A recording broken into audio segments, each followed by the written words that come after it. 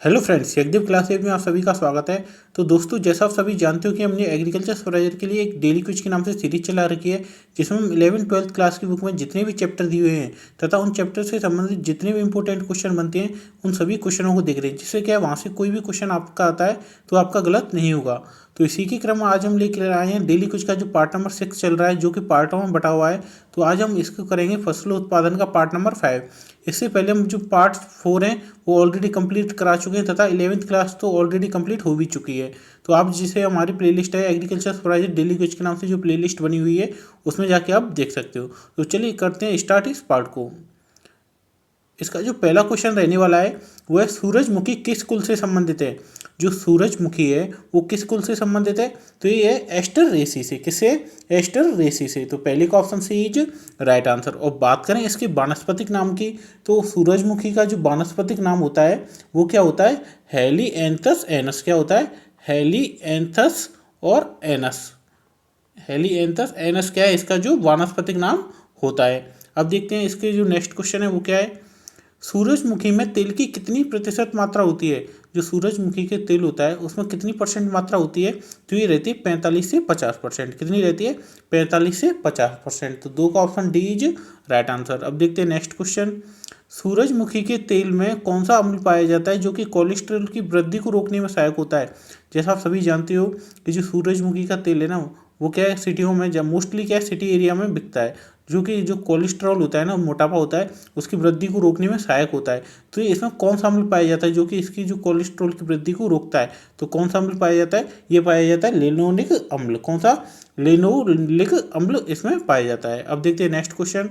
Next question है question number 4। सूरजमुखी का उत्पत्ति स्थान है। जो सूरजमुखी का उत्पत्ति स्थान है वो क्या है? अमेरिका। क्या है? अमेरिका। तो 4 का option A is right answer. जो जितने भी फसल है ना उन सभी के उत्पत्ति स्थान में साथ साथ बता रहा हूँ, क्योंकि एक क्वेश्चन आपका उत्पत्ति स्थान से आएगा ही आएगा। इसलिए जो पार्ट 6 है ना, यानी इसका जो डेली क्विज का चैप्टर नंबर 6 है और जो कि पार्टों में बटा हुआ है, इन सभी पार्टों को आपको अच्छे से देखना है, क्योंकि इसमें क्या है आपकी जितनी भी फसल है ना सारी फसलें अच्छे से क्लियर हो रही हैं। और यहाँ से डेफिनेटली 2 से 3 क्वेश्चन तो आपके बनेंगे ही बनेंगे। इन जो 5-6 पार्ट बनेंगे ना, यहाँ से आपके 2-3 क्वेश्चन तो आप डेफिनेटली मान ही लो। अब देखते हैं नेक्स्ट क्वेश्चन। सूरजमुखी की फसल जो शीत ऋतु में लगभग कितने दिनों में तैयार हो जाती है? जो सूरजमुखी की फसल होती है ना शीत ऋतु वाली, यानी ये क्या है, दो उसमें होती है। एक तो शीत ऋतु में, एक होती है ग्रीष्म ऋतु, यानी जो खरीफ की फसल होती है उसमें। तो कितने दिन में तैयार हो जाती है? तो ये हो जाती है 130 दिनों में। जो शीत ऋतु वाली है वो तो हो जाती है 130 दिनों में, और जो ग्रीष्म ऋतु वाली है ना वो हो जाती है 80 से 90 दिनों में। कब हो जाती है? 80 से 90 दिनों में। और देखते हैं नेक्स्ट क्वेश्चन। नेक्स्ट क्वेश्चन है सूरजमुखी की उन्नतशील किस्में।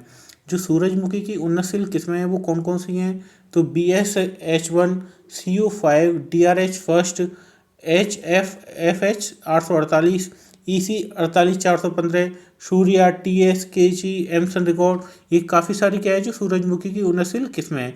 आप चाहो तो इसका स्क्रीनशॉट ले लो, नहीं तो हमारा जो टेलीग्राम चैनल है यज्ञदेव क्लासेज के नाम से YAGAYADEVCLASES, ये आपको सर्च करना है, वहाँ पे आपको ये PDF मिल जाएगी। अब देखते हैं नेक्स्ट क्वेश्चन। सूरजमुखी की देसी किस्मों हुई तो कितनी बीज दर पर्याप्त होती है? जो सूरजमुखी की देसी किस्में होती हैं ना उनके लिए कितनी बीज दर पर्याप्त रहती है? तो ये रहती है 10 से 12 किलोग्राम पर हेक्टेयर। तो 7 का option A is right answer. और बात करें यहाँ पे अगर देसी किस्म की जगह संकर किस्म पूछते हैं कि यानी संकर किस्मों हेतु, तो संकर किस्मों हेतु कितनी होगी? 8 किलोग्राम पर हेक्टेयर। कितनी होगी? 8 किलोग्राम पर हेक्टेयर। अब देखते हैं नेक्स्ट क्वेश्चन। सूरजमुखी की उन्नत किस्मों से कितनी उपज प्राप्त की जा सकती है? जो सूरजमुखी की उन्नतशील किस्में होती हैं ना इनसे कितनी उपज हम प्राप्त कर सकते हैं? तो ये कर सकते हैं 15 से 20 क्विंटल पर हेक्टेयर। तो 8 का option B is right answer. अब देखते हैं नेक्स्ट क्वेश्चन। नेक्स्ट क्वेश्चन है क्वेश्चन नंबर 9। सरसों किस कुल से संबंधित है? जो सरसों होती है वो किस कुल से संबंधित होती है? तो ये होती है ब्रेसिकेसी से। किससे? ब्रेसिकेसी से। तो 9 का option B is right answer. आप इसका वानस्पतिक नाम आप सभी जानते ही होंगे, क्या है? ब्रेसिका जुन्सिया। क्या होता है? ब्रेसिका जुन्सिया। हालांकि इसका जो वैसे होता है वो होता है ब्रेसिका स्पेसीज, क्योंकि इसमें क्या है काफ़ी सारी स्पेसीज होती हैं, काली सरसों, पीली पर सरसों, लेकिन नॉर्मली हमारे यहाँ कौन सी होती है? काली सरसों। तो काली सरसों के लिए हम जो यूज करते हैं ब्रेसिका जुन्सिया। कौन सी करते हैं? ब्रेसिका। और इसमें क्या करते हैं काली सरसों के लिए? ब्रेसिका जुन्सिया। ये क्या होती है? इसका जो वानस्पतिक नाम होता है वो होता है। अब देखते हैं नेक्स्ट क्वेश्चन। क्वेश्चन नंबर 10, सरसों के तेल की लगभग कितनी प्रतिशत मात्रा पाई जाती है? जो सरसों के तेल में है ना, कितनी मात्रा पाई जाती है? तो ये पाई जाती है 42%। कितनी पाई जाती है? 42%। जैसे आप सरसों बेचने जाते हो ना, आप तो ग्रामीण परिवेश से हो तो आप जानते होंगे कि आप सरसों बेचने जाते हो तो वहाँ पे लैब निकाली जाती है, कहते हैं ना कि कितनी लैब आई है, तो आप बोलते हो कि 40 आई है, 39 आई है। तो जो क्या है, ये तो आपकी जो सरसों की क्वालिटी के ऊपर निर्भर करता है। और जो लैब की जो परसेंटेज रखते हैं ना, वो 42% रखते हैं। उसी हिसाब से आपको अगर सपोज करो आपका 40 का है, यानी आपकी आई 40 लैब। आपको एक चीज़ बता देता हूँ मैं, यहाँ पे थोड़ा सा क्लियर कर देता हूँ अच्छे से। ये जो चीज़ें अभी बता रहा हूँ ना, ये आपकी डेली लाइफ में काम आएगी। ऐसे आप क्या करते हो, सरसों बेचने जाते हो, आपने सरसों की लैब निकलवाई, तो सरसों की लैब निकलवाई तो वो आपकी आती है कितनी परसेंट? 40%। कितनी आती है आपने? सपोज करो कितनी आई? 40%। आपको क्या है, ये मैं जो बता रहा हूँ ना, ये आपको डेली लाइफ में काम आएगा। आप जब भी सरसों बेचने जाओगे तो कोई भी जो दुकानदार आदमी है ना, वो आपको ठग नहीं सकता है। वो आप इस हिसाब से निकाल लेना। आप अपनी लैब देख लेना कितनी आई? 40%। अब सपोज करो उसने जो भाव लगाया है वो कितना लगाया है? 5,000। कितना लगाया, यानी आपकी सरसों बिची 5,000 रुपये में। तो आप क्या करोगे कि 40% आपकी जो लैब निकल गई, तो आपको क्या करना है, ऊपर लिखना है ऐसे 40%। कितना लिखना है? 40। भाव कितना लगाया? 5,000 का। कितना लगाया? 5,000 का। अब क्या करना है, इसमें कर देना है 42 का भाव, कि वो 42 का क्या कर देना? भाग कर देना है। इसके बाद जो आपकी वैल्यू आएगी ना, वो आपकी सरसों का शुद्ध भाव होगा। क्या होगा? जो ऐसे यहाँ पर आ गया 20 और यहाँ पर आ गया 21, तो ये हो गया आपका 5,000, 1,00,000, 1,00,000 बटा 21, है ना। तो इसमें जो आपकी वैल्यू निकल के आएगी ना, वो आपकी सरसों का शुद्ध भाव होगा, यानी इस भाव से आपको उसे रेट देनी पड़ेगी। इसलिए ये फॉर्मूला हमेशा आप याद रखना, जिससे कि आप जब भी सरसों बेचने जाओ ना, तो आपको ये दिक्कत नहीं आएगी। आप अच्छे से खुद भी भाग निकाल सकते हो, इसलिए आपको घाटा नहीं जाएगा। अब देखते हैं नेक्स्ट क्वेश्चन। नेक्स्ट क्वेश्चन है क्वेश्चन नंबर 11, सरसों की फसल के लिए कितना तापमान उचित होता है? जो सरसों की फसल है ना, उसके लिए कितना तापमान उचित रहता है? तो ये रहता है 18 से 25 डिग्री सेंटीग्रेड। कितना रहता है? 18 से 25 डिग्री सेंटीग्रेड। 11 का option C is right answer. अब देखते हैं नेक्स्ट क्वेश्चन। क्वेश्चन नंबर 12, सरसों की उन्नतशील किस्में हैं। जो सरसों की उन्नतशील किस्में वो कौन कौन सी हैं? मैं आपको इसमें से इंपोर्टेंट बता देता हूँ, जो कि एग्जाम में पूछी जाती हैं हर बार। एक तो है पूसा जय किसान, जिसे बायो 902 के नाम से जानते हैं, ये सबसे ज़्यादा इंपोर्टेंट किस्में हैं। और एक पूसा गोल्ड, पूसा कल्याणी, और इसकी जो सबसे ज़्यादा इंपॉर्टेंट है ये है वरुणा। जो वरुणा है ना, ये T59, ये सबसे ज़्यादा इंपॉर्टेंट है। एक तो ये वाली, एक पूसा जय किसान बायो 902, क्रांति इतनी है नहीं इम्पोर्टेंट। एक इसकी अरावली, अरावली किस्म तो आप देखते होंगे देसी में, यानी आप कई बार अपने खेत में भी बोते होंगे, हमारे यहाँ तो अरावली बहुत ज़्यादा चलती है। एक स्वर्ण ज्योति, माया, आशीर्वाद, जगन्नाथ, ये क्या है, काफ़ी ज़्यादा इसकी जो इम्पोर्टेंट किस्में हैं वो हैं।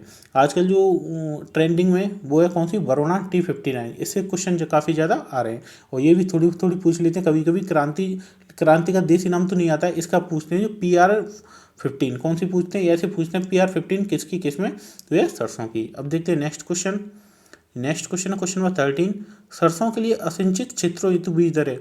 जो सरसों के लिए असिंचित क्षेत्र होते हैं ना, ऐसे पश्चिमी राजस्थान हो गया जहाँ पानी की कम है, तो उनके लिए जो बीज दर रखते हैं वो कितनी रखते हैं? 4 से 5 किलोग्राम पर हेक्टेयर। अब बात करें सिंचित क्षेत्र, सिंचित क्षेत्र कौन से हो गए? आपके उत्तरी राजस्थान, पूर्वी राजस्थान, तो वहाँ कितनी रखेंगे हम? 2.5 से 3 किलोग्राम पर हेक्टेयर। ये किसके लिए ये रखते हैं हम? सिंचित क्षेत्र होते हैं ना, कौन से क्षेत्र? सिंचित क्षेत्र होते हैं, उनके लिए बीज दर रखते हैं। आपको फ्रेंड्स राइटिंग में थोड़ी सी प्रॉब्लम हो सकती है, लेकिन मैं जो बोलता हूँ आप उसको उम्मीद करता हूँ समझ लेते होंगे, क्योंकि क्या अभी नोट पैड है नहीं, तो नोट पैड में क्या है पेन से लिखते हैं तो बिल्कुल सही आती है। अभी क्या मैं स्क्रीन पर ही हाथ से लिखता हूँ, तो इसलिए क्या वो अच्छा सही नहीं बन पाते हैं। तो आप क्या अच्छे, मैं जो बोलता हूँ उसे आप ध्यान से समझ लिया करो। ये तो क्या लिख इशारे के लिए, जिससे आप समझ सको। अब देखते हैं नेक्स्ट क्वेश्चन। क्वेश्चन नंबर 14, सरसों की उन्नत किस्मों से कितनी उपज प्राप्त की जा सकती है? जो सरसों की उन्नत किस्म होती हैं उनसे कितनी उपज प्राप्त की जा सकती है?